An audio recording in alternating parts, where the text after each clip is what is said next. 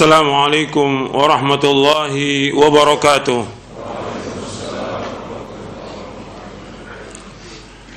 إن الحمد لله نحمده ونستعينه ونستغفره ونعوذ بالله من شرور أنفسنا ومن سيئات أعمالنا. من يهده الله فلا مضل له ومن يضلل فلا هادي له. أشهد أن لا إله إلا الله وحده لا شريك له وأشهد أن محمدا عبده ورسوله. يا أيها الذين آمنوا اتقوا الله حق تقاته ولا تموتن إلا وأنتم مسلمون. يا أيها الناس اتقوا ربكم الذي خلقكم من نفس واحدة وخلق منها زوجها وبث منهما رجالا كثيرا ونساء واتقوا الله الذي تساءلون به والأرحام إن الله كان عليكم رقيبا. يا أيها الذين آمنوا اتقوا الله وقولوا قولا سديدا يصلح لكم أعمالكم ويغفر لكم ذنوبكم ومن يطع الله ورسوله فقد فاز فوزا عظيما. أما بعد فإن أصدق الحديث كتاب الله وخير الهدي هدي محمد صلى الله عليه وعلى آله وسلم وشر الأمور محدثاتها وكل محدثة بدعة وكل بدعة ضلالة وكل ضلالة في النار.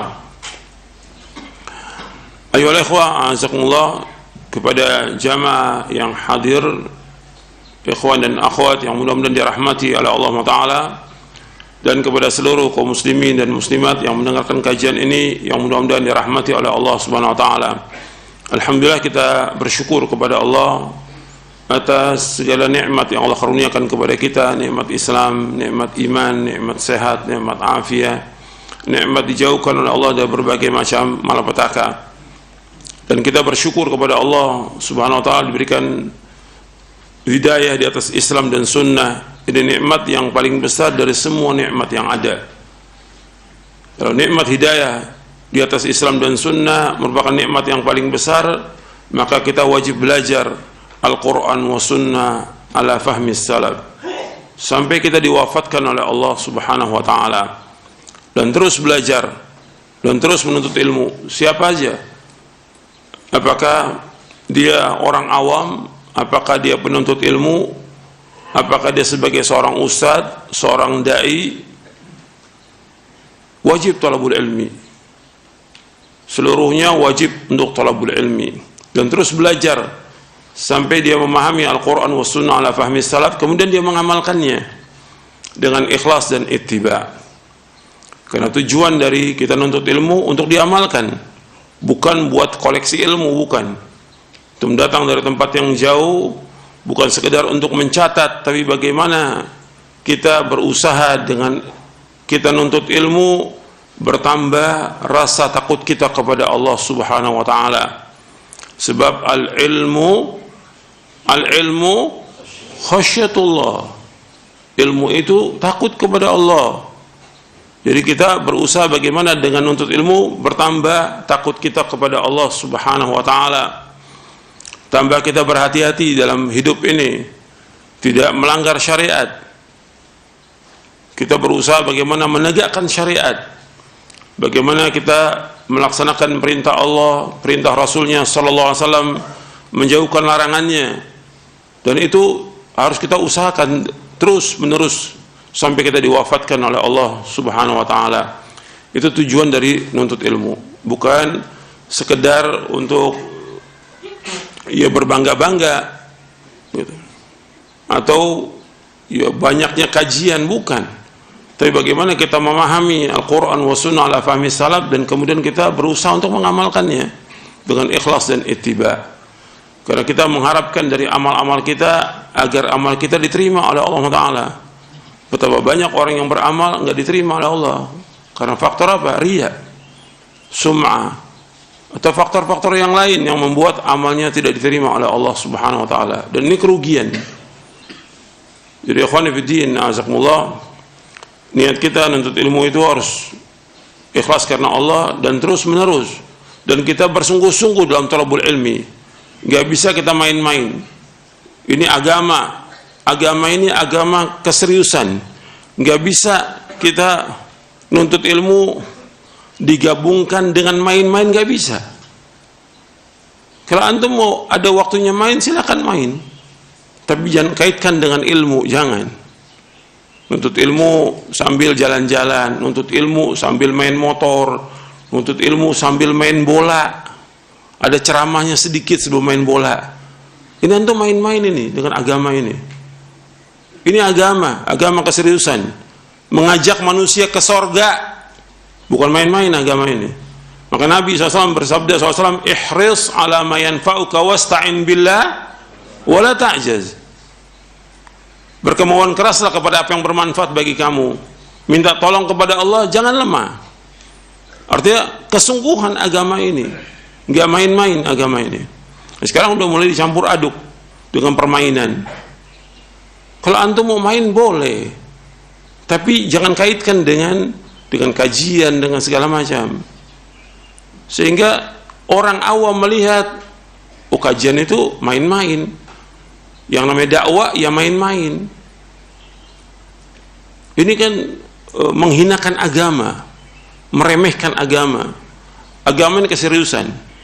Agama ini isinya Al-Quran wa Sunnah, wahyu Allah. Bagaimana para sahabat mereka mendengar wahyu dari Nabi Muhammad SAW. Ketika Nabi menyampaikannya, mereka takut yang luar biasa. Nggak seperti sekarang, orang sambil tertawa dan segala macam. Kesungguhan agama ini, kesungguhan, keseriusan.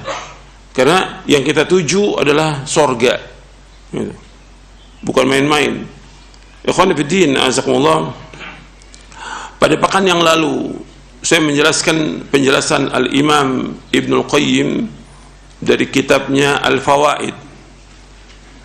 Al-Fawaid itu kitab Ibnu Qayyim yang Ibnu Qayyim menulis dari apa yang terlintas dalam pikiran dan hatinya, ditulis, tapi tidak berurut, termasalah ilmu, termasalah iman, termasalah yang lain. Kemudian ditulis oleh Syekh Ali Hasan, ditertibkan yang ilmu-ilmu, yang iman-iman, yang lain seperti itu. Makanya namanya Fawaidul Fawaid. Dan kitab ini sudah diterjemahkan, Fawaidul Fawaid, oleh Syekh Ali Hasan Ali Abdul Hamid rahimahullah. Jadi Al-Imam Ibnu Qayyim rahimahullah menulis kitab Al-Fawaid. Pada pekan yang lalu saya jelaskan tentang ulama su, ulama yang jelek, ulama yang celaka, ulama yang menipu umat, ulama yang tamak kepada dunia, ulama yang menjual agamanya dengan dunia yang sedikit, padahal dia sudah mendapatkan ilmu, mendapatkan gelar, mendapatkan segala macam yang mestinya dia mengajak manusia ke jalan Allah, mestinya dia menunjuki manusia agar manusia ini mentauhidkan Allah, menjauhkan syirik. Tapi tidak, justru dia menyesatkan manusia. Ini tentang ulama su. Sudah saya sampaikan penjelasan Al-Imam Ibnu Qayyim dalam kitabnya Al-Fawaid. Yang saya ingin jelaskan penjelasan Syekh Utsaimin sekarang ini. Beliau menyebutkan tentang ulama itu ada 3.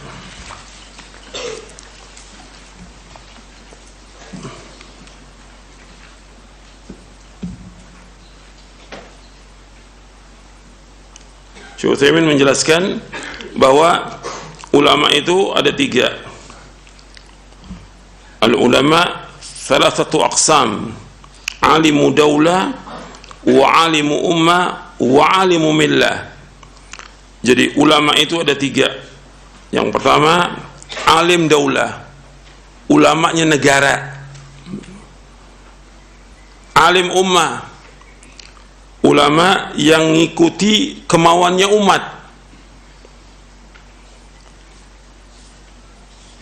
Alimu millah, orang alim yang berpegang teguh kepada agama. Kemudian beliau menjelaskan yang pertama alimu daulah, alladhi yanzuru madza turidu daulatu, yufti bihi ala tul, yanzuru madza yaqulu ar-rais aw al-wazir aw ma syabah dhalik.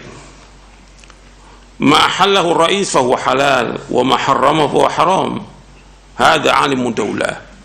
Kata Syekh Utsaimin rahimahullah, alim daulah artinya ulamanya negara itu, yang dia melihat apa yang diinginkan oleh negara, dia berfatwa, langsung fatwa apa yang dikehendaki oleh pemimpin, oleh raja, oleh presiden, atau oleh menteri, atau yang seperti itu, langsung dia ikuti maunya. Apa yang dihalalkan oleh rais, oleh presiden, oleh raja, maka itu halal. Apa yang diharamkan, maka itu haram. Maka ini alimud daulah, ulamanya negara. Yang kedua, alimul ummah, alladhi yatba'u ma tartahu lahu al-amma wa in kana khilaf al-haq indahu. Hadha alim walakin yatba'u al-ummah. Wa hadha kal awwal athimun wa ilmuhu wabalun alaihi. Yang kedua, alim ummah, jadi ulamanya umat, yang mengikuti umat, mengikuti masyarakat. Dia ustadz, dai, tapi mengikuti masyarakat. Dia mengikuti apa yang disenangi oleh orang umum, meskipun bertentangan dengan kebenaran. Ini orang alim, tetapi dia mengikuti maunya masyarakat, maunya umat. Ini seperti yang pertama, dia berdosa dan ilmunya merupakan bencana bagi dia. Bencana bagi dia, dan dia akan celaka dunia dan akhirat, orang yang seperti ini.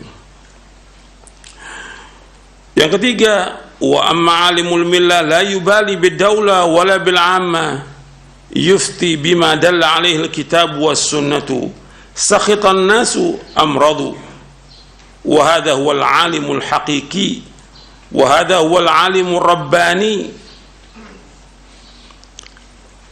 Yang ketiga yaitu alimillah, dia tidak peduli dengan negara, nggak peduli dengan umat, artinya dengan orang masyarakat nggak peduli.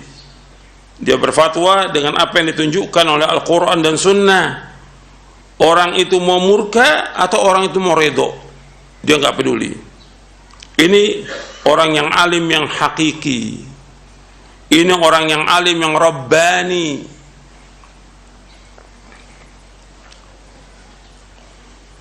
Wal wajib ala kulli alimin bi syariatillah ay yakuna aliman millah wa la yubali bin nas. Yang wajib atas setiap orang yang alim dengan syariat Allah, hendaknya dia menjadi alim millah. Dia tidak peduli dengan manusia.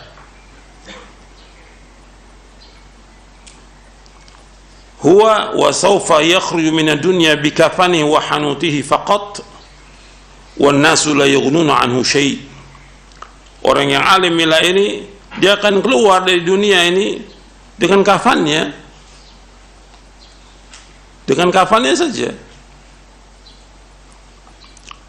Artinya manusia tidak bermanfaat bagi dia sedikit pun juga. Yang mengiringi dia adalah amalnya dia.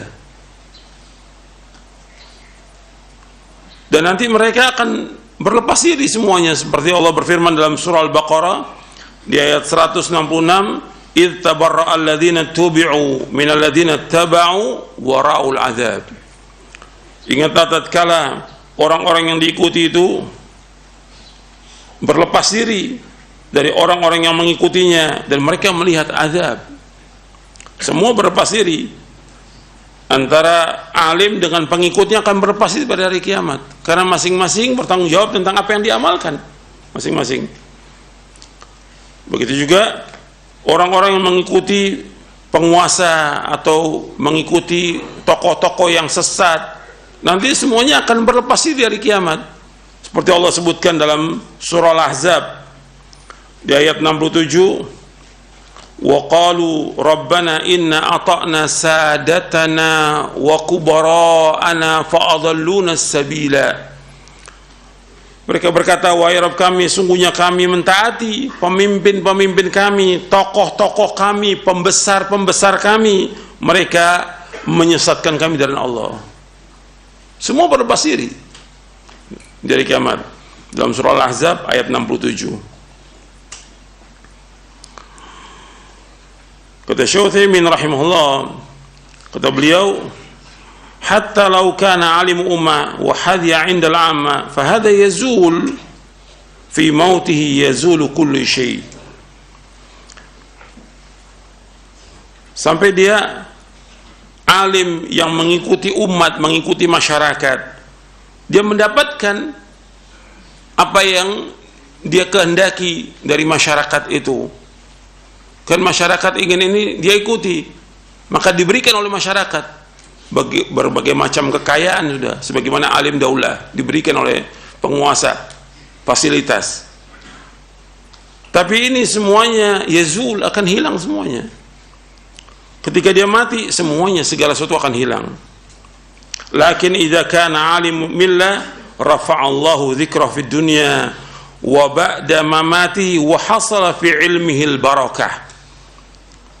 Akan tetapi apabila dia seorang alim millah, orang alim yang berpegang teguh kepada agama Al-Quran wa sunnah ala fahmi salaf, Allah akan angkat sebutannya di dunia dan juga sesudah dia meninggal dunia, dan akan mendapatkan ilmunya itu barokah, bermanfaat.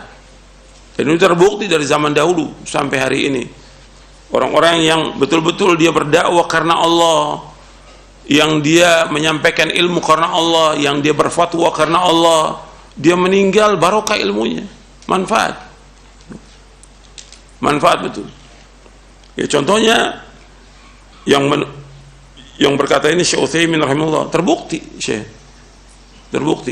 dari ilmunya itu barokah, dan apa yang ditulis juga barokah, manfaat.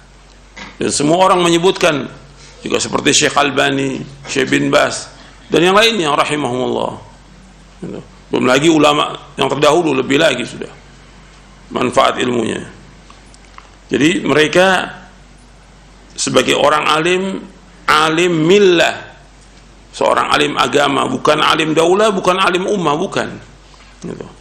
Kemudian kata Syekh rahimahullah, antum perhatikan, antum dengarkan, kata Syekh begini, falidzalika arju min ikhwani tullabil ilmi ay yakunu min hadha an-naw' min ulama'il millah liyubayyinu al-haqqa kama amarahumullah bidzalik wa akhadha 'alaihimul mitsaq wa idh akhadha Allah mitsaqal ladzina utul kitaba la tubayyinunnahu lin-nasi wa la taqtumuna fanabadhuhu wara'a dhuhurihim washtaru bihi thamanan qalila fabi'sa ma yashtarun. Dalam surah Ali Imran ayat 187.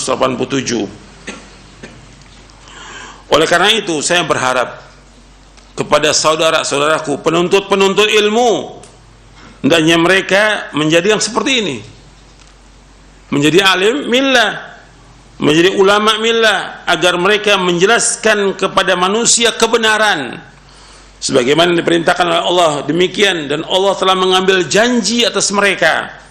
Allah berfirman dalam surah Ali Imran ayat 187, wa id akhadallahu mitsaqal ladzina utul kitaba, dan sungguh kami telah mengambil perjanjian dari orang yang memberikan kitab, la tubayyinunna lin-nasi wa la taqtumuna, hendaknya kalian menjelaskan kepada manusia dan jangan kalian sembunyikan. Di dalam surah Ali Imran di ayat 187. Jadi Allah sudah mengambil perjanjian ini. Wa idh akhadallahu mitsaqal ladzina utul kitaba latubayyinunnahu lin-nasi wa la taqtumuna fanabadhuhu wara'a dhuhurihim washtaru bihi thamanan qalila fabi'sa ma yashtarun. Dan ingatlah tatkala Allah telah mengambil perjanjian dari ahlul kitab, dari orang-orang yang memberikan kitab, sungguh-sungguh kalian menjelaskan kepada manusia, jangan kalian sembunyikan, tapi mereka membuangnya di belakang punggung mereka, dan mereka menjual dengannya dengan harga yang sedikit, maka sangat rugi apa yang mereka jual itu. Ini dalam surah Ali Imran ayat 187 kata Syekh Utsaimin rahimahullah, wa hadza kama yashmalu al-yahud wan nasara yashmalu man utiya kitab min hadhil ummah. Jadi ayat ini mencakup Yahudi, Nasrani, juga termasuk kita yang diberikan Al-Quran dari umat ini, yaitu kita diberikan Al-Quran. Jadi Syekh rahimahullah menganjurkan kita untuk menjadi alim apa? Millah. Jadi antum belajar ini bagaimana antum mendakwakan yang hak karena Allah, bukan untuk mencari dunia, bukan untuk menumpuk kekayaan, bukan. Tapi bagaimana antum berpegang teguh pada Al-Quran wa sunnah ala fahmi salaf dan menjelaskan kepada manusia, menjelaskan tentang tauhid yang paling pokok. Dasar ini adalah tauhid. Jelaskan juga tentang bahaya kesyirikan, jelaskan kepada umat tentang sunnah, jelaskan tentang bahaya bid'ah, ajak umat kepada ketaatan dan jauhkan mereka dari perbuatan dosa dan maksiat. Jelaskan, jangan disembunyikan. Dan tidak usah takut ditinggalkan oleh umat, gak usah takut. Kewajiban kita menyampaikan kebenaran kepada umat ini, dan kita wajib takut kepada siapa? Kepada Allah. Makanya Allah menyebutkan tentang ulama, Allah menyebutkan dalam surah Fatir di ayat 28, innama yakhshallaha min ibadihil ulama. Sesungguhnya yang takut kepada Allah dari hamba-hambanya itu para ulama. Jadi ulama ini betul-betul dia harus tambah takut. Semakin tambah ilmunya, tambah takut dia kepada Allah Subhanahu wa taala. Dan peringatan-peringatan dalam Al-Quran untuk siapa? Untuk orang yang takut kepada Allah. Perhatikan itu. Peringatan-peringatan dalam Al-Quran untuk siapa? Untuk orang yang takut kepada Allah. Di akhir surah Qaf Allah berfirman, fadzakir bil qur'ani man yakhafu wa'id. Fadzakir bil qur'ani man yakhafu wa'id. Ingatkan dengan Al-Quran orang yang takut dengan ancaman nanti, dengan neraka. Jadi ingatkan manusia kepada siapa? Yang takut. Makanya Allah juga menyebutkan bagaimana supaya kita ini betul-betul menjadi orang-orang yang takut kepada Allah. Antum sudah baca dan sudah hafal ayatnya. Cuma perlu saya bacakan lagi supaya antum ingat itu. Antum di surah An-Nazi'at. Di surah An-Nazi'at, ketika Nabi Musa alaihi salatu wassalam diperintahkan oleh Allah untuk mendakwahkan Fir'aun, idhab ila fir'auna innahu tagha faqul hal laka ila an tazakka wa ahdiyaka ila rabbika fatakhsha. Takut ini kepada tagut yang paling tagut sudah, Fir'aun. Kamu pergi kepada Fir'aun, sesungguhnya dia tagut, kata Allah, melewati batas. Katakan kepada Fir'aun, maukah kamu untuk membersihkan diri kamu? Aku tunjuki kamu agar kamu takut kepada Allah. Ila rabbika fatakhsha.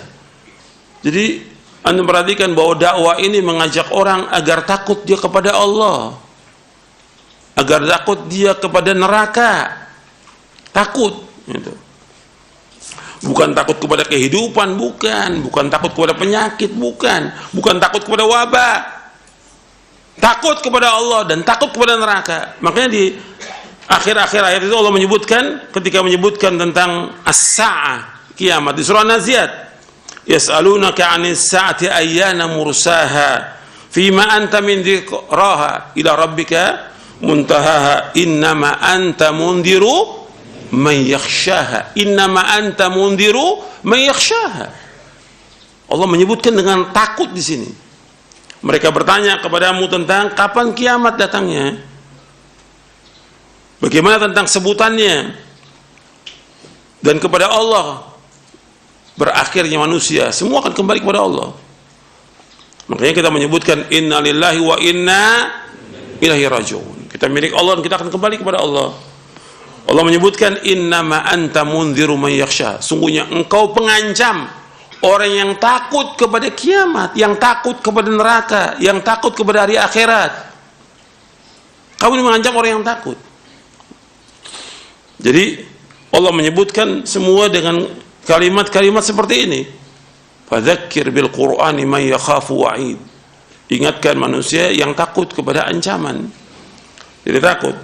Kalau ini Allah menyebutkan supaya takut, ya kita juga demikian. Apalagi talibul ilm, apalagi dia seorang ustadz, seorang dai. Takut, hati-hati dia, jangan sampai dia melanggar. Takut. Hukumannya berat, dunia dan juga di akhirat. Bukan tambah berani. Bukan agama dipakai main-main, gak boleh dalam Islam. Tambah takut dia kepada Allah. Tambah hati-hati dalam hidup ini. Tambah hati-hati. Dan dia tambah menyembunyikan amal, bukan pamer amal-amalnya, bukan. Dilihat oleh manusia, bukan. Takutnya nggak diterima amalnya. Itu orang beriman seperti itu. Jadi kita, ikhwan fillah, harus menjadi alim apa? Alim millah. Antum belajar sungguh-sungguh Al-Quran wa Sunnah ala fahmi salaf, kemudian antum berusaha untuk mengamalkannya dalam kehidupan sehari-hari. Ikhwan fillah, azakumullah, kita lanjutkan kajian kita dari Syarah Aqidah Ahlussunnah wal Jamaah.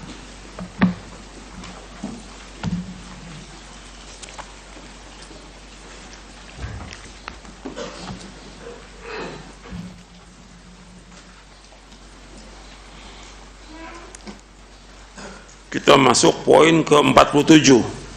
Ya. Lihat bukunya, lihat. Semua bawa buku, yang ngaji bawa buku. Lihat bukunya.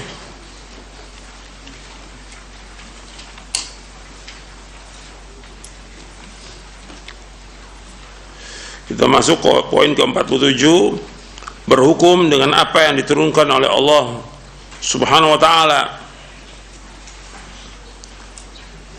Di masalah ini masalah besar,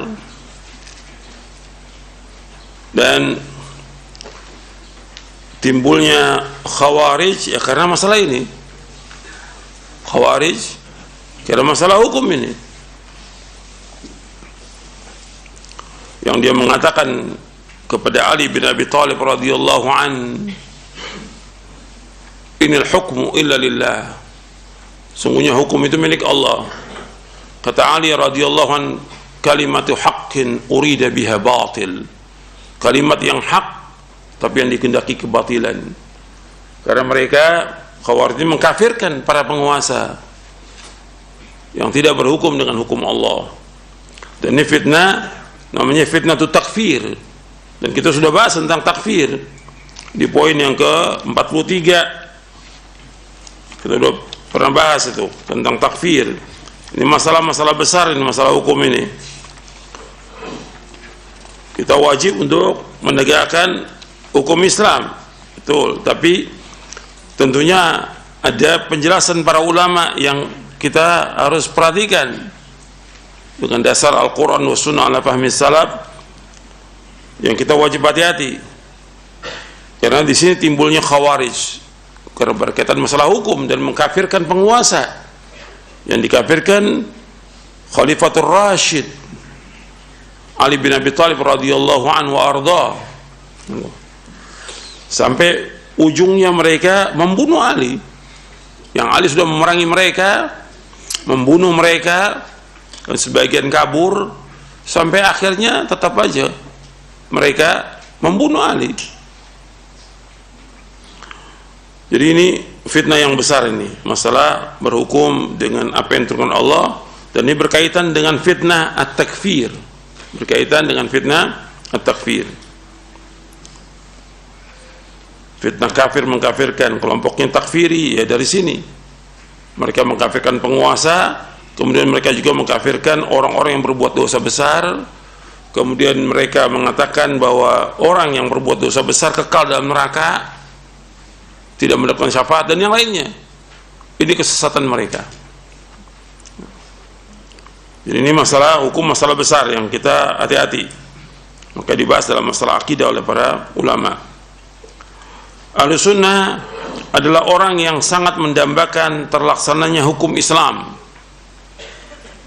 sebagaimana dilaksanakan oleh Rasulullah SAW dan Khulafaur Rasyidin radhiyallahu anhum ajma'in. Prinsip Ahlussunnah tentang penegakan syariat Islam di muka bumi dan berhukum dengan apa yang diturunkan Allah sebagai berikut. Ini diantaranya saya ambil dari Mujmal masail al-iman wal kufr al-ilmiyah fi usul al-aqidah as-salafiyah.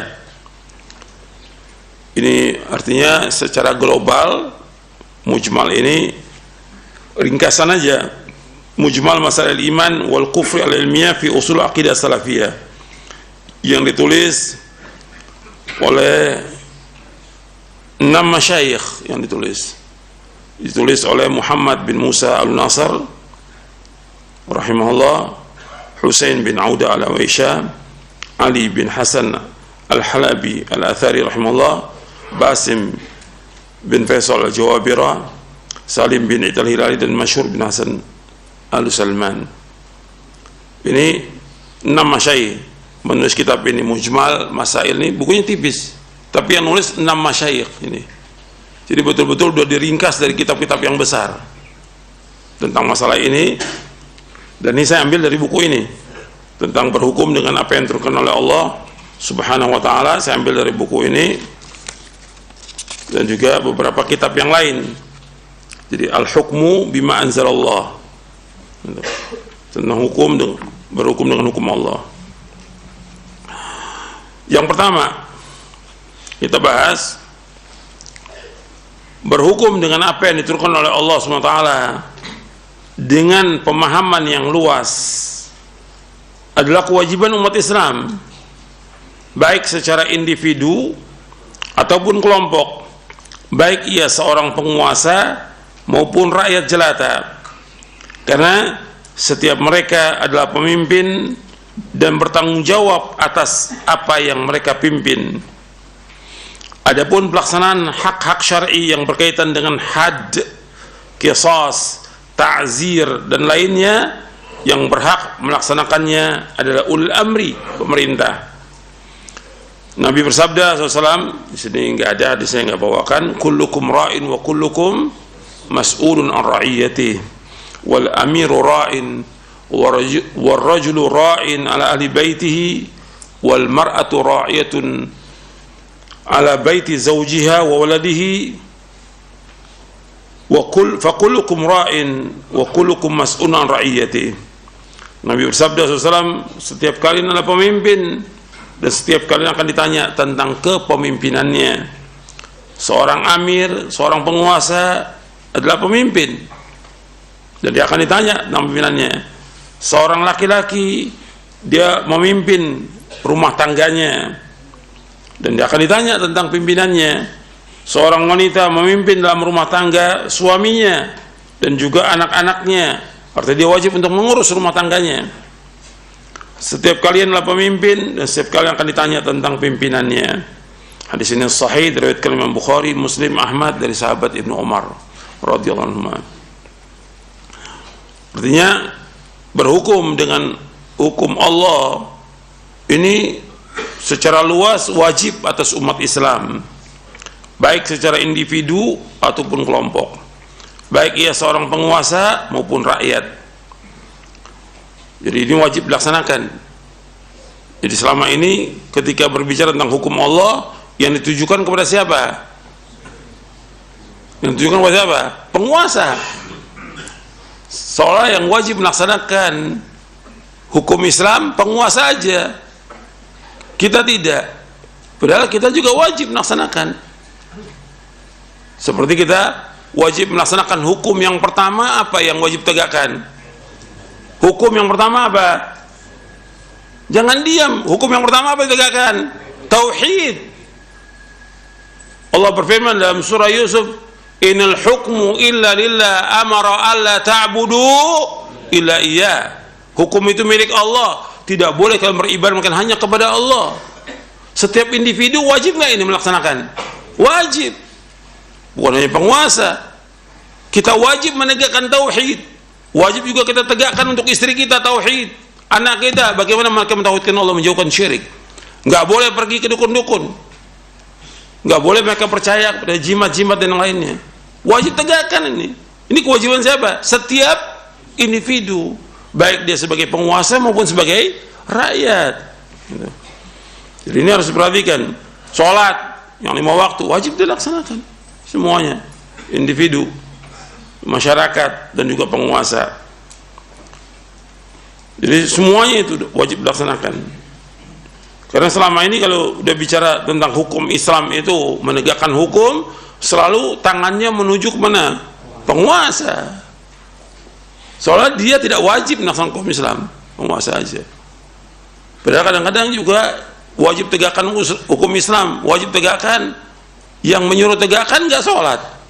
Bagaimana dia? Dan yang lainnya banyak lah yang seperti itu. Atau dia tidak melaksanakan syariat yang dibawa oleh Nabi Muhammad SAW gitu. Tentang hukum-hukum yang wajib maupun hukum-hukum yang sunnah. Jadi ini kewajiban harus dilaksanakan. Adapun nanti berkaitan dengan had, qisas, ta'zir dan yang lainnya, itu ulil amri yang melaksanakan gitu. Jadi selama ini pemahamannya hukum Islam itu ya hukum dera, hukum rajam, hukum potong tangan, itu yang dipahami. Nah, ini sempit pemahamannya. Hukum Islam luas, semuanya. Yang pokok dalam hukum Islam adalah tauhid. Seperti dalam rumah tangga, wajib dilaksanakan hukum Islam, ditegakkan. Bagaimana membentuk rumah tangga yang sakinah, mawaddah, warahmah, harus tegakkan itu. Karena kewajibannya, hak dan kewajiban suami istri itu ada aturan dalam Islam yang wajib dilaksanakan. Jadi ini harus diperhatikan, semuanya bertanggung jawab dan semua akan ditanya oleh Allah pada hari kiamat nanti. Jadi jangan dipahami hanya berkaitan dengan had qisas saja. Ta'zir, hukum Islam itu luas, hukum Islam. Memang yang berkaitan dengan masalah itu adalah ulul amri, tentang qisas, potong tangan, mentakzir, mendera, rejam dan yang lainnya, itu betul yang melakukan adalah ulul amri. Tapi hukum Islam berkaitan dengan seluruh manusia, individu, masyarakat dan juga kelompok dan juga penguasa. Kemudian yang kedua,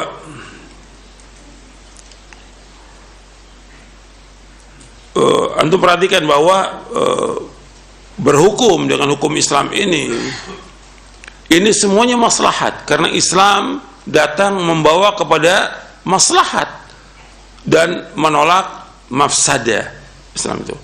Jadi semua ketika kita ingin melaksanakan hukum Islam ini untuk pribadi kita, keluarga kita, masyarakat, ini semuanya adalah maslahat, semuanya adalah rahmat, dan seluruh hukum Islam semuanya adalah rahmat. Seluruh hukum Islam semuanya adalah adil.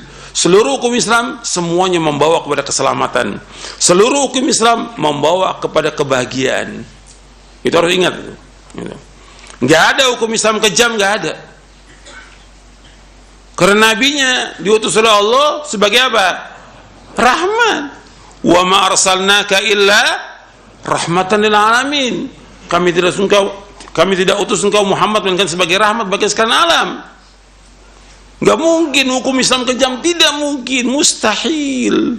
Allah yang Maha Rahman dan Rahim enggak mungkin melakukan hukum yang kejam, tidak mungkin. Ketika orang itu dibalas hukumannya dengan apa yang dia kerjakan, itulah hukuman yang adil buat dia, bukan kejam. Seperti orang yang dia berzina. Menurut Al-Quran, seorang gadis, seorang bujang yang berzina, menurut Al-Quran didera berapa kali? Menurut Al-Quran 100 kali di awal surah An-Nur. Di awal surah An-Nur didera 100 kali. Dan karena berdasarkan hadis Nabi SAW. Dan ini adil, dan ini rahmat buat dia supaya dia jerah. Kalau ini dilaksanakan oleh pemerintah, nggak ada lagi orang berzina. Kemudian kalau dia sudah nikah, apakah masih ada istrinya atau masih ada suaminya? Apakah dia dunda atau dijanda? Dia berzina, direjam, dimasukkan, digali tanah badan, kemudian dilempari dengan batu sampai mati. Bukan kejam. Itulah balasannya dia, seperti itu akibat perbuatannya dia. Yang dia dibalas sesuai dengan perbuatannya dia. Itu Islam. Dan itu Nabi laksanakan sallallahu alaihi wasallam kepada orang yang berzina. Jadi nggak ada hukum Islam kejam. Hukum Islam kejam tidak ada. Justru dengan dilaksanakan itu nggak ada lagi orang berzina. Kalau seandainya ada paling 1-2. Kalau sekarang luar biasa, orang di mana-mana orang melakukan perbuatan fahisyah. Sehingga bukan mustahil nanti Allah akan turunkan azab dengan sebab itu. Nauzubillah, nasallallahu alaihi wasallam. Karena betul-betul nggak dilaksanakan syariat. Sehingga menimbulkan berbagai macam penyakit dengan sebab itu, karena perzinaan yang banyak. Jadi hukum Islam itu adalah rahmat, hukum Islam adalah adil, hukum Islam membawa kepada keselamatan, kepada kebahagiaan. Nggak ada hukum Islam itu kejam. Itu kan cemoohan dari orang-orang kafir dan orang-orang munafikin yang mereka nggak suka dengan hukum Islam. Hukum Islam membawa kepada rahmat.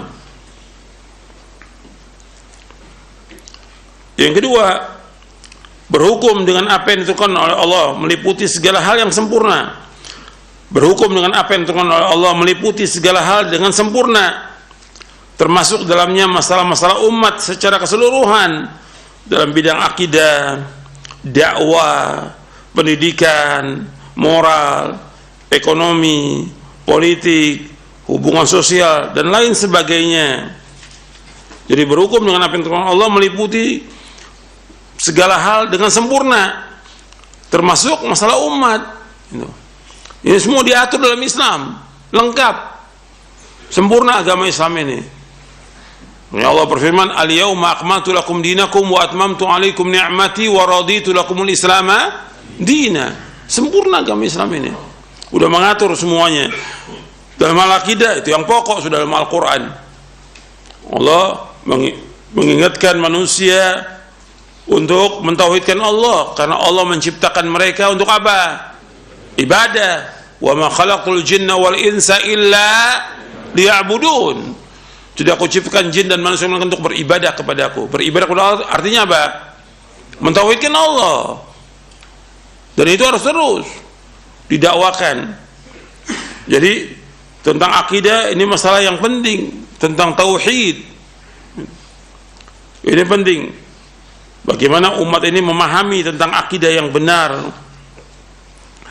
Dan ini dilakukan oleh salafus saleh dan juga yang mengikuti mereka dengan baik dari para ulama. Mereka tulis kitab-kitab akidah agar orang memahami akidah yang benar, manhaj yang benar, agar mereka selamat dunia dan akhirat.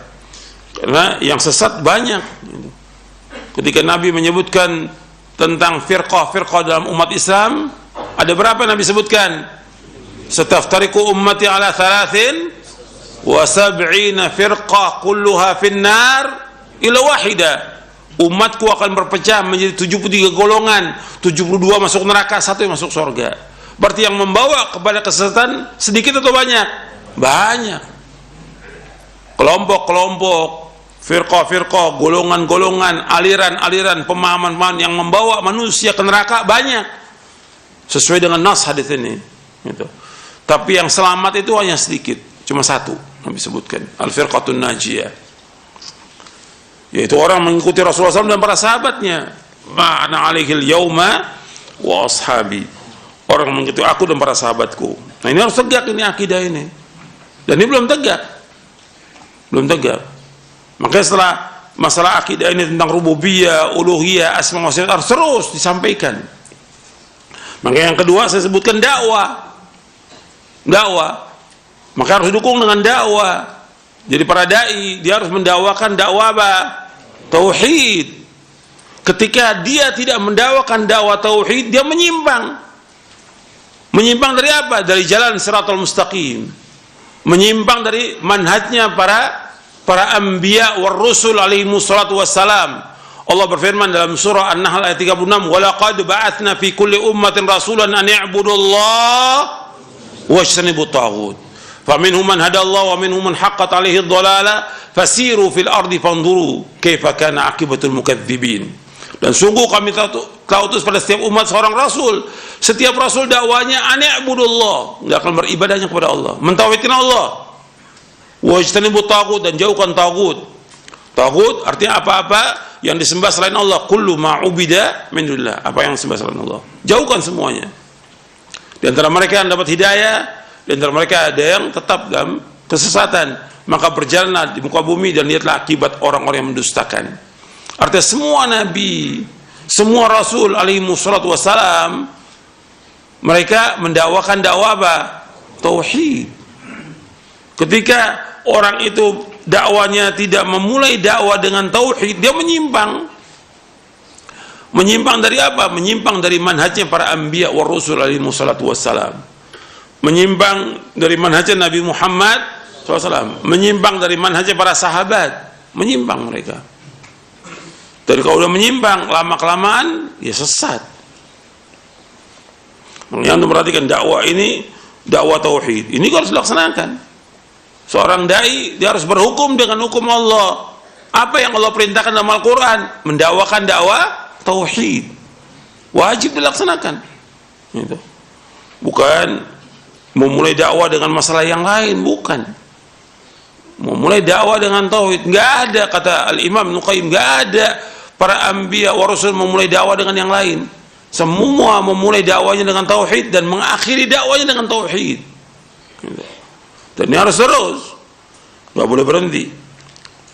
Dia dakwakan siang dan malam. Bukan berarti dia nggak membahas tentang masalah wudu, sholat, dibahas. Tapi tetap dakwah tauhidnya nggak pernah berhenti, menegakkan dakwah tauhid. Ini dakwah harus sesuai dengan jalannya para anbiya wa rasul, karena yang memerintahkan demikian Allah dalam Al-Quran. Anda perhatikan bahwa yang merintahkan untuk mendakwakan dakwah tauhid Allah dalam Al-Quran. Makanya Allah menyebutkannya dengan kaitannya dengan Allah. Kau dakwah kaitan dengan Allah. Ud'u ila sabili rabbika. Ajaklah manusia ke jalan Rabbmu. Jadi ad-da'wah ila Allah. Qul hadhihi sabili ad'u ila Allah. Inilah jalanku, aku mengajak manusia ke jalan Allah. Selalu begitu. Wa man ahsanu qawlan mimman da'a ila Allah. Tidak ada kalimat yang paling baik orang yang mendakwakan manusia ke jalan Allah. Kaitannya dengan Allah. Kalau mengajak manusia ke jalan Allah, berarti mengajak manusia untuk apa? Mentauhidkan Allah, menjauhkan syirik. Itulah dakwah. Kalau dakwah cuma main-main, dakwah ngocak, ini bukan dakwah. Kalau antum berdakwah, ajak manusia untuk mentauhidkan Allah, menjauhkan segala macam perbuatan syirik, itu namanya dakwah. Gitu. Bukan main-main, bukan jalan-jalan, bukan main sepeda, main motor. Sekarang semua dipakai permainan dakwah ini. Ini main-main, bermain-main dengan agama ini. Gak boleh dalam Islam seperti itu. Antum betul-betul ajak manusia untuk mentauhidkan Allah, menjauhkan segala macam perbuatan syirik. Itu dakwah. Gitu. Dan itu didakwakan kapan? Siang malam. Seperti didakwakan oleh Nabi Nuh alaihi salatu wassalam. Berapa tahun Nabi Nuh mendakwakan? 950 tahun. Ini da'utu qaumi lailan wa nahara. Sudah begitu, tetap walam yazidhum du'ai illa firara. Aku dakwakan manusia ini siang dan malam, Nabi Nuh alaihi salam. Tapi tidak menambah kecuali mereka bertambah jauh. Itu resiko dalam dakwah. Jadi nggak usah kita khawatir, nggak ada masalah. Para anbiya wa rasul demikian dakwanya. Setelah mereka mendakwakan dakwah tauhid, ada yang mengikuti, ada yang mereka tidak menyukai dakwah ini, bahkan memusuhi. Yang musuhi banyak, yang ikut sedikit, nggak ada masalah. Itulah konsekuensi dari kita mendakwakan dakwah tauhid. Nah sekarang karena dakwah tauhid ini dianggap, perhatikan ya, dianggap oleh sebagian orang itu berat, mereka beralih kepada yang lain. Akhirnya bagaimana supaya masyarakat ikut dia? Ya dengan hiburan, supaya masyarakat ikut. Ini benar atau salah? Salah, batil, dan menyesatkan umat. Gak boleh. Tadi saya sebutkan, ini alimnya alim apa namanya nih? Alim ummah, ngikuti maunya umat. Maunya apa umat ini? Dipanggil ustadznya, ustadz ngisi ini, ya udah mau aja. Gimana umat? Gak boleh. Kalau dia sebagai seorang dai, dia punya prinsip dalam beragama, punya prinsip dalam dakwah. Kita sayang kepada umat agar mereka mentauhidkan Allah, menjauhkan syirik. Kalau mereka jatuh dalam perbuatan syirik, kesian buat mereka. Rugi dunia, rugi akhirat, batal seluruh amalnya. Gak ada manfaat amal-amal solehnya kalau berbuat syirik. Justru dengan dakwah tauhid kita sayang kepada umat. Ini dakwah penting, ini dakwah. Ya, jadi ini harus peringatan buat para penuntut ilmu dan juga para dai. Jadi dakwah yang paling penting adalah dakwah tauhid. Itu siang malam tuh. Dan betul-betul didakwakan. Ajak umat, sampaikan setiap waktu, setiap kesempatan, bagaimana mereka untuk mentauhidkan Allah. Bergantung hati mereka hanya kepada Allah. Ini berkaitan dengan masalah tauhid. Sekarang ini kalau kita lihat bergeser udah dakwah ini. Ya.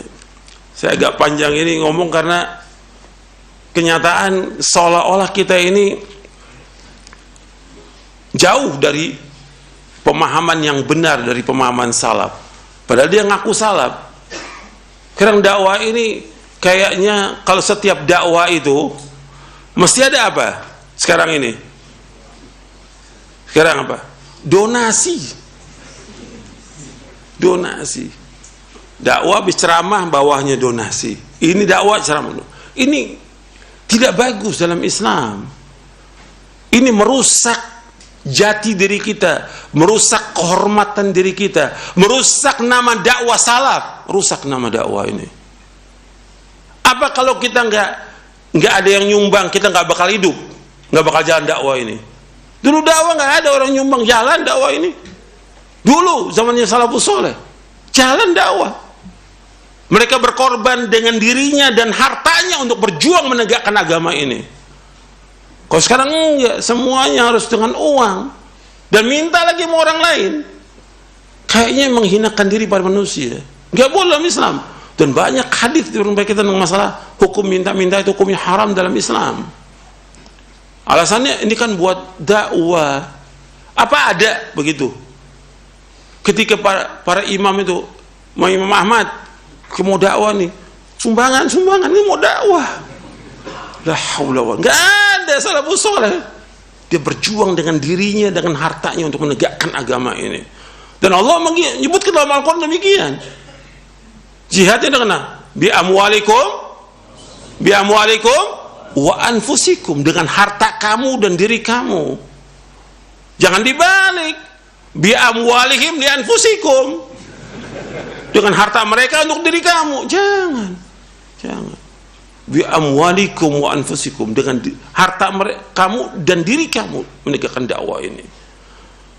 Antum perhatikan masalah minta-minta, bukan masalah kecil, masalah besar. Al-Imam Ibnu Qayyim mengaitkan antara minta-minta dengan tauhid apa?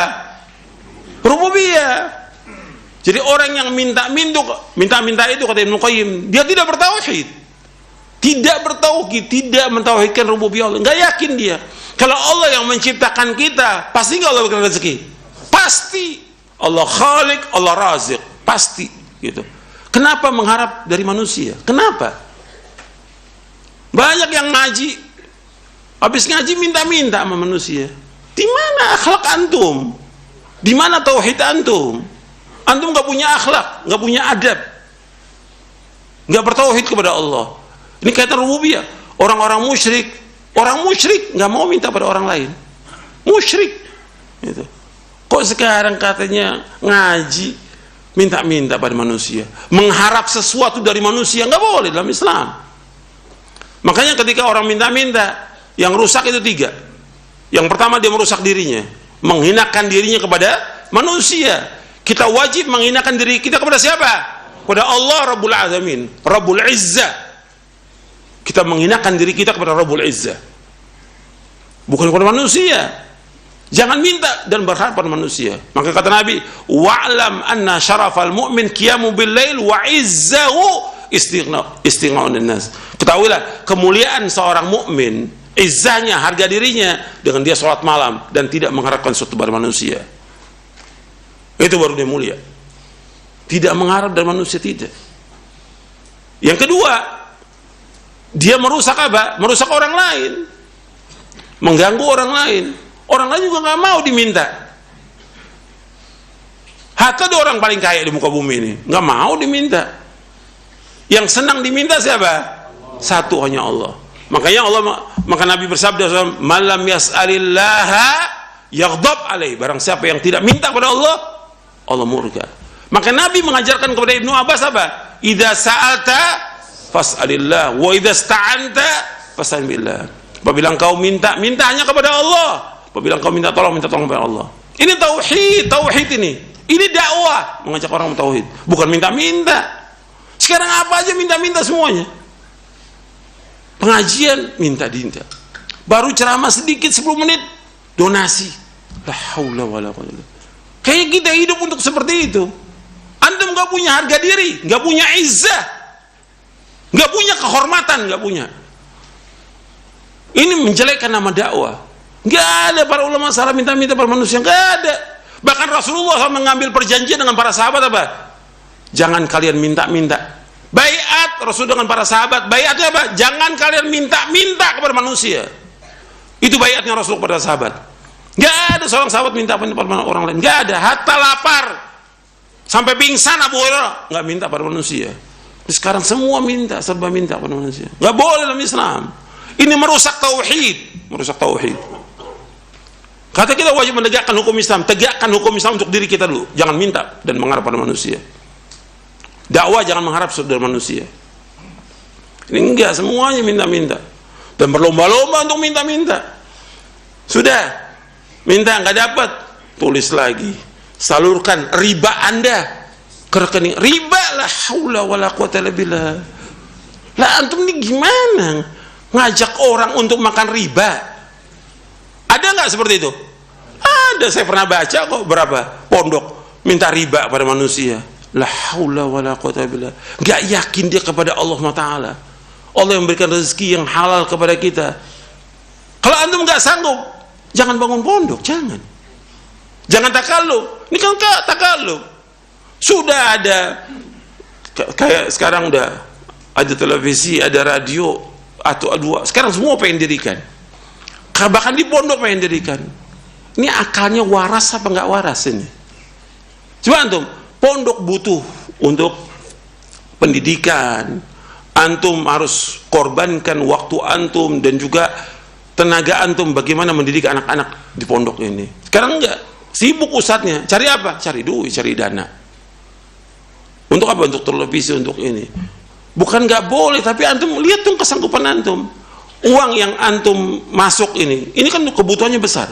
Kayak televisi radio. Berapa juta itu? Katanya sampai 50 juta, 100 juta sebulan.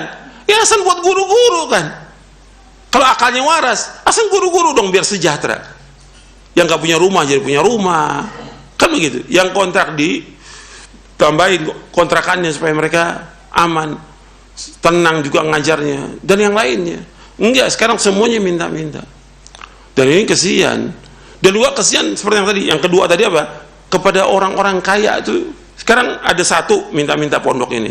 Kan pondok ini, kamu nih dapat sumbangan dari mana? Fulan, si A umpamanya. Semua datang ke si A. Yang lain lagi, kamu dapat dana si A. Jadi semua datang si A. Si A tadinya ikhlas karena satu orang yang minta. Sekarang 10 orang nggak sanggup dia, nggak sanggup. Akhirnya nggak ikhlas. Antum merusak orang yang tadinya dia ikhlas jadi nggak ikhlas. Dan ini nyata, saya cerita nyata ini, bukan kata orang, nyata ini. Tadinya orang ikhlas jadi nggak ikhlas. Antum merusak orang itu.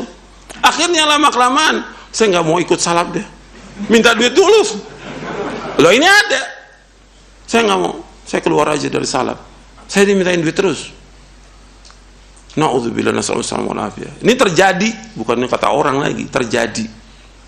Antum nggak bagus seperti itu. Tegakkan tauhid untuk diri antum. Jangan minta-minta, jangan berharap pada manusia.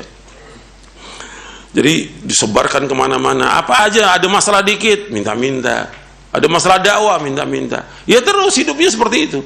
Sampai akhir hayatnya dia tukang minta-minta. Nggak ada keberkahan dalam hidupnya yang seperti itu. Nggak berkah. Meskipun bukan buat diri kita, tapi kan nanti lama-lama dia makan nggak dari situ? Makan dari situ. Yang minta sumbangan, ya makan juga dari situ. Sumbangan banyak, ya dia sumbangan, dia harus makan dari situ. Jangan tuh makan dari jerih payah orang lain. Apa nikmat itu? Makan harta manusia. Apa antum nggak berat nanti dari kiamat tentang yang seperti itu? Akan ditanya oleh Allah. Ini udah sering saya sampaikan ini. Sampai saya nulis buku tentang hukum minta-minta. Mungkin antum besok bawa ya pekan depan itu supaya kita tahu tuh bahas tentang masalah itu. Karena udah kayaknya seperti biasa, hal biasa itu. Sampai minta riba sama orang. Dicantumkan nomor rekeningnya. Ini udah nggak punya harga diri sama sekali. Seperti nggak punya iman. Antum kalau orang beriman nggak bisa begitu. Antum cari yang halal, tinggalkan yang haram. Takut kepada Allah, takut kepada Allah. Ini nggak ada rasa takut. Kembali, jadi dakwah itu harus betul-betul mentauhidkan Allah. Jadi yang tadi minta-minta itu merusak diri pribadi. Yang kedua, orang lain. Kemudian yang ketiga, merusak tauhidnya dia kepada Allah. Tauhidnya, tauhid apa di situ?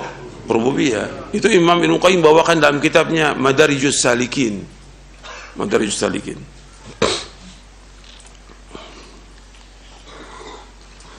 Kemudian kita wajib menegakkan juga hukum dalam pendidikan.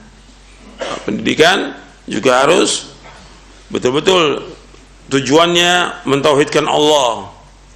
Maka yang diperbanyak itu dalam pendidikan, dunia pendidikan, ya agamanya, bukan umumnya, agama yang diperbanyak. Gitu. Terutama berkaitan dengan tauhid. Itu perbanyak bagaimana mereka menjadi tujuan dari pendidikan itu kan menjadikan anak-anak itu saleh dan soleha, mentauhidkan Allah, menjauhkan syirik. Itu yang pokok kan. Dia menegakkan agama ini, melaksanakan sholat yang 5 waktu, sholat sunnah, dan yang lainnya. Dia membaca Al-Quran, dia pahami Al-Quran, dia mengamalkan Al-Quran. Itu pendidikan. Kemudian moral atau akhlak juga demikian. Kita wajib menegakkan akhlak, bagaimana adab kita kepada Allah, bagaimana adab kita kepada Rasul, bagaimana adab kita kepada manusia. Dan ini antum perhatikan, masalah adab ini termasuk yang kurang juga. Di samping tauhid tadi, adabnya juga kurang dibahas.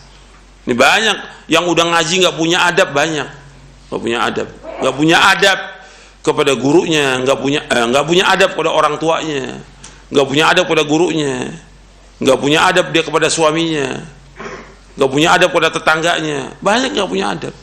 Dan ini harus dia pelajari, harus dipelajari, sehingga betul-betul kita menegakkan hukum Islam ini dalam kita beradab kepada manusia.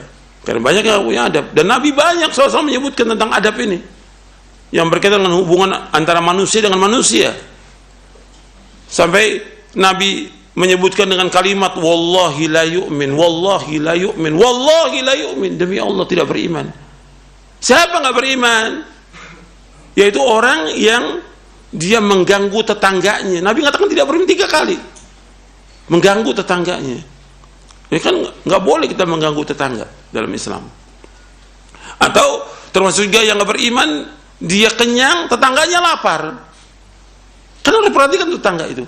Bagaimana dia bersebelahan, tetangganya nggak punya apa-apa, dia diam aja. Maka tiap hari itu setiap rumah tangga Muslim membagi dia kepada tetangganya. Ada makanan, ada kue, ada nasi, ada apa, bagi tetangga.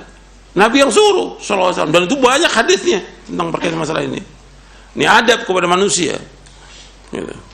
Kepada saudara, family, kalau dia susah, bantu dengan apa yang ada pada kita. Kalau kita bahas masalah adab aja panjang itu masalah adab ini. Karena kalau kita lihat banyak yang nggak punya adab ini, yang perlu dia belajar tentang adab. Baik dia sebagai guru, sebagai ustadz, penuntut ilmu, dan yang lainnya, itu harus betul-betul diajarkan tentang masalah adab. Kemudian masalah ekonomi juga, tegakkan hukum Islam. Jadi kalau udah tegak hukum Islam, nggak ada lagi bank-bank riba itu, nggak ada bank riba. Jadi kalau orang mau menegakkan hukum Islam, ya bertahap dan waktunya panjang itu. Paling tidak untuk pribadi dia dulu dia tinggalkan yang riba itu. Bukan nyari riba ya. Tinggalkan riba. Tinggalkan riba. Berat itu laknatnya Allah kepada orang-orang yang makan riba. Berat laknatnya. La'anallahu akila riba wa mukilahu wa katibahu wa syahidaihi. Hadis sahih riwayat Muslim. Allah melaknat orang yang makan riba. Allah melaknat orang yang mencatatnya. Allah melaknat orang yang menulisnya. Allah melaknat yang mewakilinya. Dilaknat semuanya. Riba. Dan sebanyak harta apapun juga yang berkaitan dengan riba, pasti akhirnya kata Nabi, dia sedikit, udah nggak ada barokahnya sama sekali riba itu. Kemudian berkaitan dengan masalah politik, politik juga syar'i, harus tegakkan politik syar'i. Yang ada politik syar'i atau tidak? Tidak syar'i. Kalau tidak syar'i jangan masuk. Gitu. Jangan sibuk orang-orang mau dirikan partai, mau jadi apa antum nih? Mau jadi presiden antum? Allah, antum jadi imam buat rumah tangga aja nggak bisa. Allah musta'an. Politik tidak syar'i. Kita harus laksanakan as-siyasah asy-syar'iyyah. Siyasah syar'iyyah. Dan Syekhul Islam punya kitab namanya as-siyasah syar'iyyah. Dan para ulama sudah bahas tentang masalah ini dalam kitab-kitabnya. Ada al-ahkam as-sultaniyah dan yang lainnya. Jadi politik syar'i yang ada sekarang tidak syar'i. Kalau tidak syar'i ya jangan masuk di dalamnya dong. Jangan ikut. Antum sibukkan yang lain dengan dakwah. Sibukkan dengan dakwah, ngajak umat. Kita masih bebas untuk berdakwah, mengajak umat mentauhidkan, menjauhkan syirik, mengajak umat kepada sunnah, menjauhkan bid'ah. Terus jalankan itu, kesempatan itu. Jangan kemudian punya pikiran ini nggak akan tegak dakwah ini kecuali dengan partai, dengan ini. Nah, ini udah berbahaya buat dia. Dia menyempitkan dakwah ini. Dia bikin kelompok baru. Akhirnya bikin firqah baru nantinya. Kelompok baru. Karena Nabi menyebutkan umat Islam berpecah menjadi berapa golongan? 73. Nanti masuk dia ke situ. Dia nggak sadar masuk ke situ. Dan berpecah belah umat ini. Nanti seperti kaum musyrikin. Karena Allah mengatakan wala takunu minal musyrikin minal ladzina farraqu dinahum wa kanu syi'a kullu hizbin bima ladaihim farihun. Dalam surah Ar-Rum. Gitu. Jangan kalian menjadi seperti kaum musyrikin yang mereka berpecah belah dalam agamanya, dipecah belah agamanya, dan mereka berbangga dengan golongannya. Jadi politik yang syar'i, Islam perhatian pada masalah politik. Tapi ketika itu tidak syar'i, ya tinggalkan. Makanya Syekh Albani rahimahullah, seorang mujaddid pada abad 20, seorang ahli hadis, asadus sunnah, beliau mengatakan minas siyasatil an tarkus siyasah, termasuk politik sekarang ini meninggalkan politik.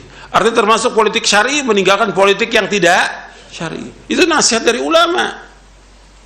Ulama, seorang mujaddid reformer abad 20, ahli hadis, Syekh Albani rahimahullah rahmatan wasi'ah. Dia udah ingatkan kepada umat ini bahwa termasuk politik meninggalkan yang politik yang tidak syar'i, bukan masuk dalamnya.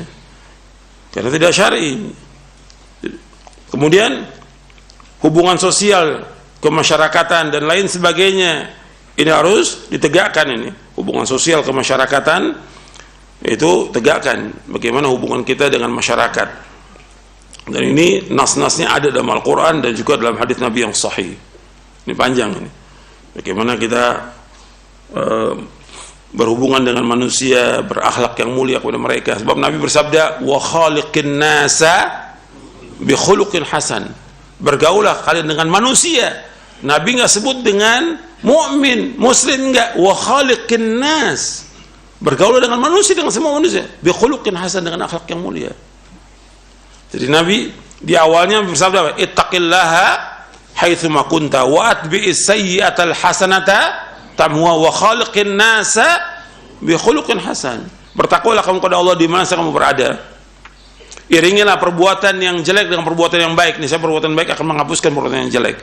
Dan bergaullah kamu dengan manusia dengan akhlak yang mulia. Disuruh kita bergaul. Gitu. Sehingga dengan akhlak yang mulia itu orang akan berbondong-bondong masuk ke dalam agama Islam. Nabi SAW adalah orang yang paling mulia akhlaknya. Beliau ahsanan nasi khuluqa. Beliau adalah orang yang paling baik akhlaknya dari seluruh manusia. Dan Allah menyebutkan wa innaka la'ala khuluqin azim. Engkau berada akhlak yang mulia. Mulia Rasulullah SAW akhlaknya. Maka bagaimana kita mencontoh akhlak Rasulullah di masyarakat itu? Kita ketemu, kita tegur, salam. Ketika dia sakit kita jenguk dan sekarang banyaklah akhlak kepada masyarakat itu yang meskipun mereka nggak suka dengan kita, meskipun mereka memusuhi kita, tetap bagaimana tunjukkan akhlak yang baik kepada mereka. Itulah Islam. Gitu. Sehingga mereka tertarik untuk mengikuti kebenaran ini, karena ini benar ajarannya, karena kita betul-betul akhlaknya mulia. Gitu. Mereka susah kita bantu. Yang ketiga, meninggalkan pelaksanaan hukum Allah Azza wa Jalla adalah fitnah yang besar, penyebab datangnya cobaan, bencana, perpecahan, kehinaan dan kerendahan yang menimpa seluruh umat ini secara bersama-sama maupun sendirian. Oleh karena itu tidak boleh menganggap remeh atau sepele masalah ini. Jadi masalah berhukum dengan hukum Islam ini masalah besar yang setiap orang berusaha mengajak manusia untuk berhukum dengan hukum Islam ini. Disebutkan dalam riwayat Imam Ibnu Majah dengan sanad yang hasan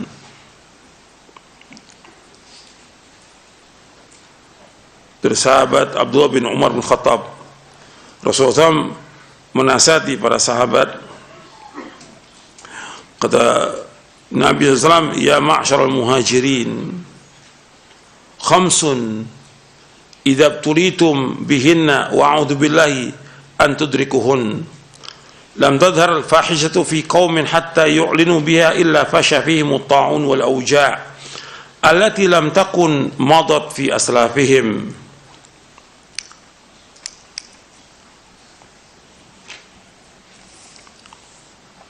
لم تظهر الفاحشة في قوم حتى يعلنوا بها إلا فشى فيهم الطاعون والأوجاع التي لم تكن مضت في أسلافهم الذين مضوا ولم ينقصوا المكيال والميزان إلا أخذوا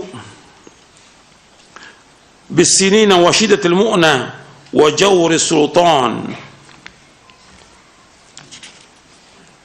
السلطان عليهم ولم يمنعوا زكاة أموالهم إلا منعوا القطر من السماء فلولا البهائم لم يمطروا ولم ينقضوا عهد الله وعهد رسوله إلا سلط الله عليهم عدوا من غيرهم فأخذوا بعض ما في أيديهم وما لم تحكم أئمتهم بكتاب الله وتخيروا مما أنزل الله إلا جعل الله بأسهم بينهم.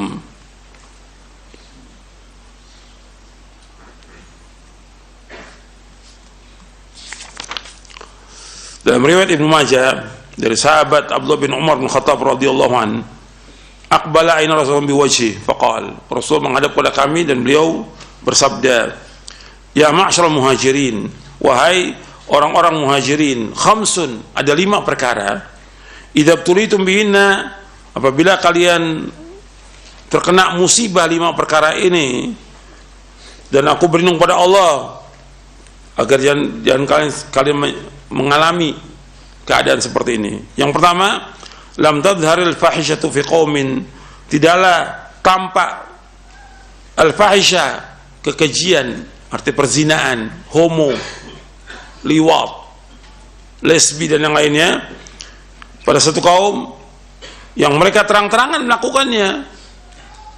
Ya, seperti yang kita lihat sekarang ini, illa fasha fi muta'un, melainkan akan menyebar kepada mereka penyakit ta'un wal auja, kelaparan, yang belum pernah ada pada generasi yang terdahulu.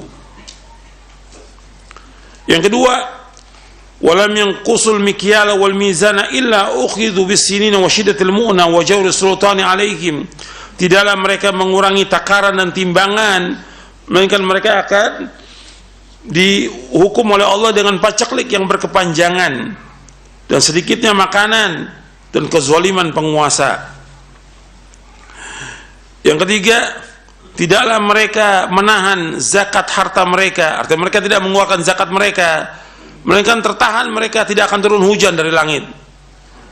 Kalau bukan karena binatang, maka Allah nggak akan turunkan hujan. Jadi Allah turunkan hujan karena apa? Karena binatang. Mereka perlu air, diturunkan hujan. Manusianya ya sudah bejat akhlaknya. Mereka sudah tidak mengeluarkan zakat. Yang keempat, tidaklah mereka mengurangi, tidaklah mereka membatalkan atau merusak perjanjian Allah dan Rasulnya. Walam yanqudu ahdallahi wa ahda rasuli illa sallallahu alaihim aduwan min ghairihim fa akhadhu ba'dha ma fi aidihim. Tidaklah mereka merusak perjanjian Allah dan Rasulnya, melainkan Allah akan kuasakan kepada mereka musuh selain mereka, dan musuh itu mengambil sebagian yang ada di tangan mereka. Artinya menguasai negeri-negeri kaum muslimin, mengambil semua yang ada di negeri itu dari kekayaan negeri kaum muslimin. Ini terjadi ini. Orang-orang kafir mengambil kekayaan negeri kaum muslimin karena mereka tidak menegakkan janji Allah dan Rasulnya. Ya, janji Allah dengan apa? Dengan mereka menegakkan tauhid, menegakkan agama ini. Yang kelima, wa ma lam tahkum bi a'immatum bi kitabillah wa takhayyaru mimma anzalallahu illa ja'alallahu ba'sahum bainahum. Tidaklah imam-imam mereka, penguasa-penguasa mereka tidak berhukum dengan kitabullah dan mereka memilih apa yang Allah turunkan, melainkan Allah jadikan ba'sahum bainahum, peperangan di antara mereka. Ini terjadi, peperangan di antara kaum muslimin, permusuhan di antara kaum muslimin. Hadis ini diriwayatkan oleh Imam Ibnu Majah, Abu Nuaim dalam kitabnya Hilyatul Auliya. Sanadnya ada kelemahan, tapi ada syawahidnya yang diriwayatkan oleh Al-Hakim dalam kitabnya Al-Mustadrak. Begitu juga yang lainnya dari hadis Buraidah bin Al-Khusayb dan juga Ibnu Abbas. Hadis Buraidah diriwayatkan oleh Al-Hakim dalam kitab Mustadrak dan Baihaqi dan disahihkan. Begitu juga hadis Ibnu Abbas diriwayatkan oleh Tabrani dalam Mu'jamul Kabir. Jadi riwayat ini sahih li ghairihi.